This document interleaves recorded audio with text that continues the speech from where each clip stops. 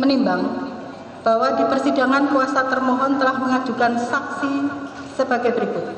1. Saksi Arif Maulana di bawah sumpah pada pokoknya menerangkan keterangan saksi selengkapnya termuat dalam putusan.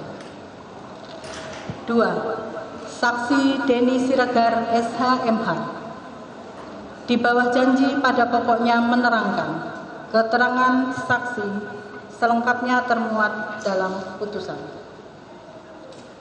Menimbang bahwa kuasa termohon telah mengajukan ahli di persidangan sebagai berikut.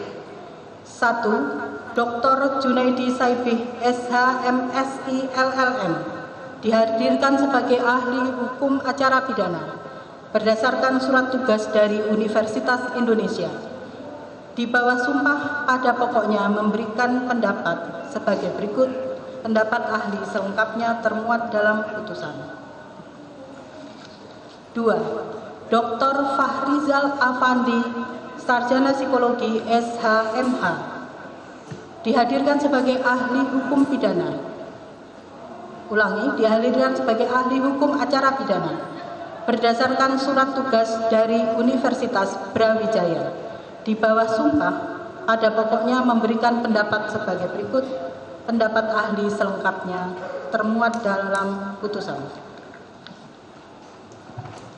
3. Kombes Pol Purnawirawan Dr. Warasman Marbun SH.MH dihadirkan sebagai ahli hukum acara pidana dan berdasarkan pengalaman ahli sebagai penyidik berdasarkan surat tugas dari Universitas Krishna Dwipayana di bawah janji pada pokoknya memberikan pendapat selengkapnya pendapat ahli sebagaimana termuat dalam putusan.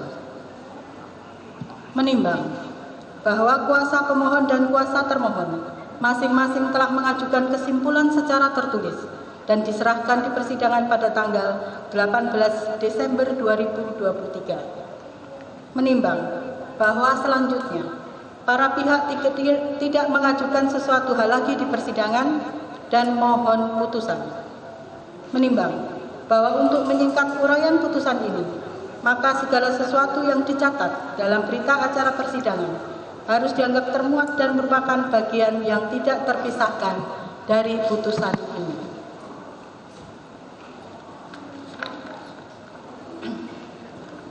Tentang pertimbangan hukum. Dalam eksepsi, menimbang bahwa termohon dalam jawabannya telah mengajukan eksepsi yang pada pokoknya sebagai berikut. Bahwa permohonan peradilan akuo kabur dan tidak jelas atau obscur liber karena mengandung dalil-dalil yang bukan objek pra-peradilan, mengingat objek yang dapat dimohonkan dalam pra-peradilan dan merupakan kewenangan lembaga pra-peradilan untuk memeriksa dan mengadili, telah diatur di dalam ketentuan-ketentuan hukum tersebut di atas yang bersifat imperatif dan limitatif, tegas dan terbatas, tidak dapat ditafsirkan, diperluas, ataupun diartikan lain, maka permohonan pra-peradilan pemohon akuo tentang a. menyatakan tidak sahnya surat perintah penyidikan dan tindakan penyidikan oleh termohon, b. memerintahkan agar termohon menghentikan penyidikan dan menerbitkan surat perintah penghentian penyidikan, c. menyatakan laporan polisi nomor LP-A-91-10 Romawi /2023 SPKT Dit Reskrimsus Polda Metro Jaya tanggal 9 Oktober 2023 dicabut, tidak sah dan tidak berlaku. Haruslah dinyatakan ditolak atau setidak-tidaknya dinyatakan tidak dapat diterima atau need out karena bukan merupakan objek pra-peradilan sebagaimana diatur dalam pasal 1 angka 10 Yunto pasal 77 KUHP Yunto putusan Mahkamah Konstitusi nomor 21 garing PUU garis datar 12 Romawi garing 2014 tanggal 28 April 2015 Yunto pasal 2 ayat 1 Peraturan Mahkamah Agung Republik Indonesia nomor 4 tahun 2016 bahwa demikian pula dalil pemohon bahwa pemohon tidak memenuhi unsur mens rea atau sikap batin dan actus reus atau perbuatan yang dilakukan dalam perbuatan yang disangkakan kepada pemohon, namun berdasarkan pasal 2 ayat 2 Peraturan Mahkamah Agung nomor 4 tahun 2016 disebutkan bahwa dalam pra-peradilan terhadap permohonan tentang tidak sahnya penetapan tersangka,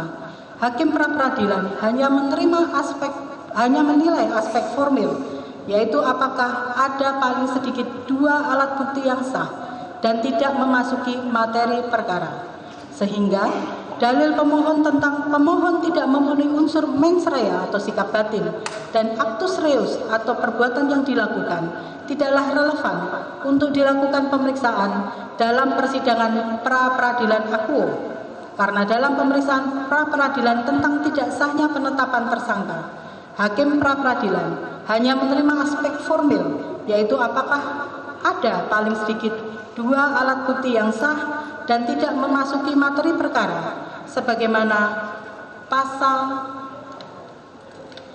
2 ayat 2 Peraturan Mahkamah Agung nomor 4 tahun 2016. Dengan demikian, maka terhadap dalil permohonan pemohon tersebut haruslah dinyatakan ditolak atau setidak-tidaknya dinyatakan tidak dapat diterima atau niet onafhankelijk velkracht.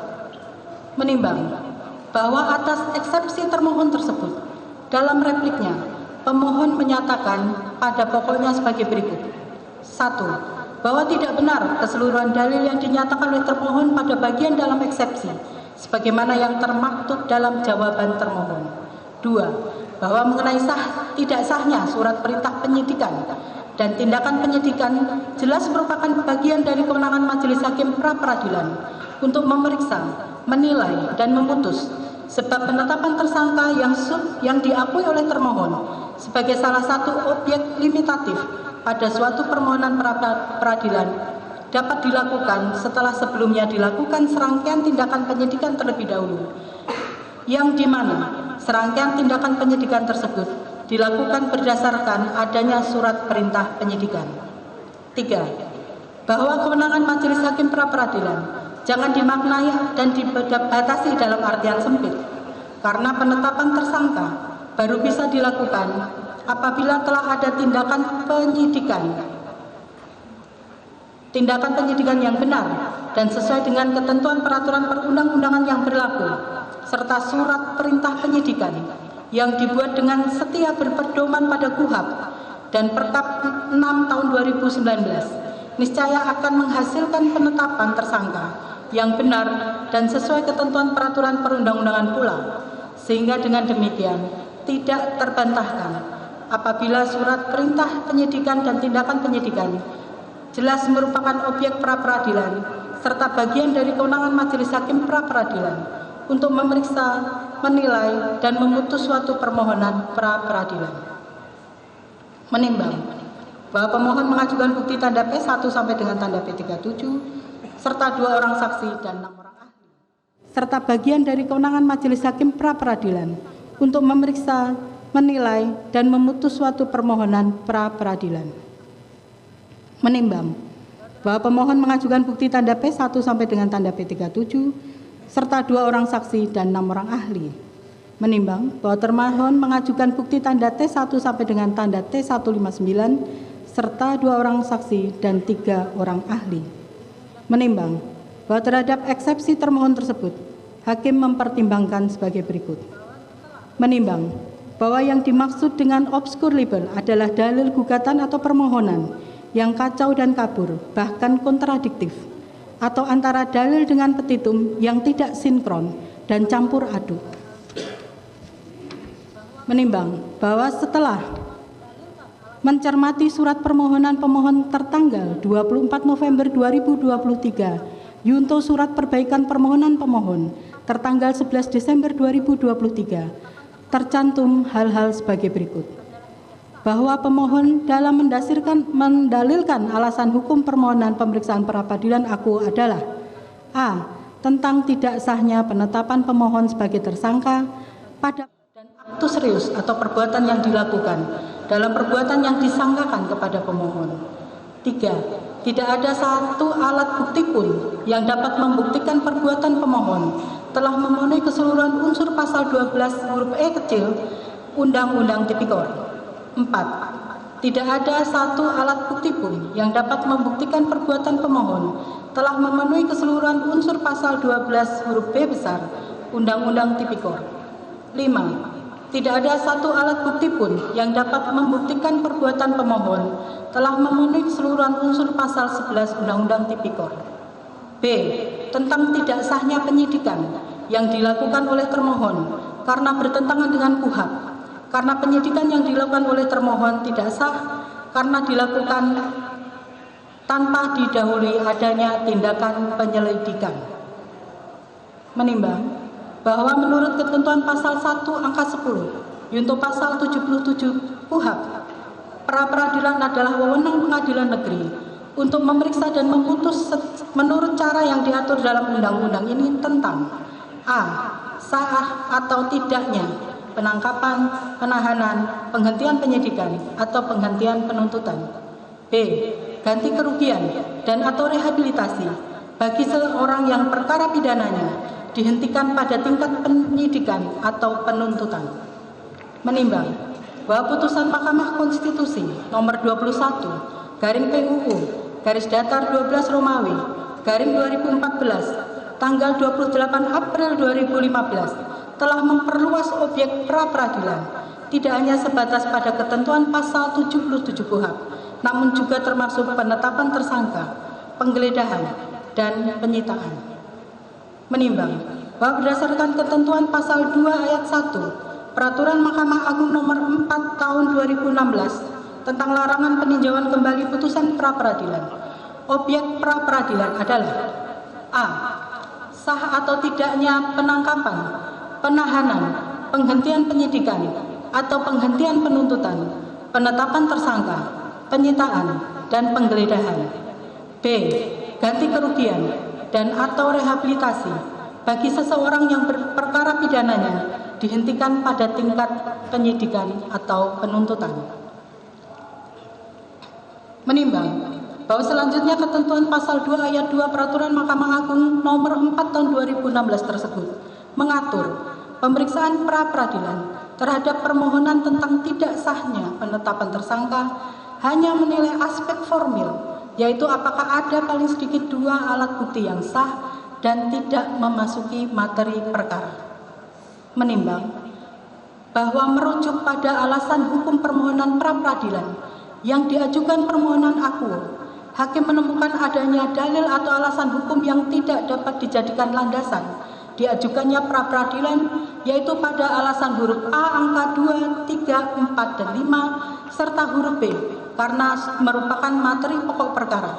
Video perbaikan permohonan permohon tertanggal 11 Desember 2023 halaman 39 sampai dengan halaman 71. Menimbang bahwa oleh karena dalil-dalil posita yang mendukung petitum pemohon sebagaimana terurai sebelumnya ternyata telah mencampurkan antara materi formil dengan materi di luar aspek formil yang ditentukan secara limitatif menjadi kewenangan lembaga pra-peradilan, ditandai pula dengan diajukannya bukti tanda P26 sampai tanda P37 sebagai bukti yang tidak relevan dengan persidangan pra-peradilan akuo, maka hakim berpendapat bahwa dasar permohonan pra-peradilan pemohon yang demikian itu adalah kabur atau tidak jelas atau obskur libel. Dengan demikian, hakim berpendapat eksepsi termohon beralasan hukum dan patut untuk dikabulkan. Dalam pokok perkara, menimbang bahwa maksud dan tujuan permohonan pra-peradilan yang diajukan pemohon adalah sebagaimana tersebut sebelumnya. Menimbang bahwa maksud dan tujuan jawaban termohon pra-peradilan adalah telah melaksanakan seluruh tahapan penetapan tersangka secara sah berdasarkan Peraturan Kapolri Nomor 9 Tahun 2019 tentang penyidikan tindak pidana. Menimbang bahwa oleh karena sebelum mempertimbangkan pokok perkara, eksepsi termohon ternyata telah dikabulkan oleh hakim, maka pokok perkara permohonan peradilan ini tidak perlu dipertimbangkan lagi dan cukup menyatakan bahwa permohonan pra-peradilan pemohon tidak dapat diterima. Menimbang bahwa oleh karena permohonan pra-peradilan yang diajukan oleh pemohon dinyatakan tidak dapat diterima, maka biaya yang timbul dalam perkara ini akan dibebankan kepada pemohon sebesar nihil. memperhatikan ketentuan Undang-Undang RI Nomor 8 Tahun 1981 tentang Hukum Acara Pidana, Peraturan Mahkamah Agung Republik Indonesia Nomor 4 Tahun 2016, dan peraturan perundang-undangan lain yang bersangkutan. Mengadili dalam eksepsi, mengabulkan eksepsi termohon tersebut. Dalam pokok perkara, 1. Menyatakan permohonan pra-peradilan pemohon tidak dapat diterima. 2. Membebankan kepada pemohon membayar biaya perkara sebesar nihil. Demikian diputuskan dalam persidangan pada hari Selasa, tanggal 19 Desember 2023 oleh Email Dairawati Dewi Prihatin SHMH, Hakim Pra-Peradilan pada Pengadilan Negeri Jakarta. Jelajahi cara baru mendapatkan informasi. Download Metro TV Extend sekarang.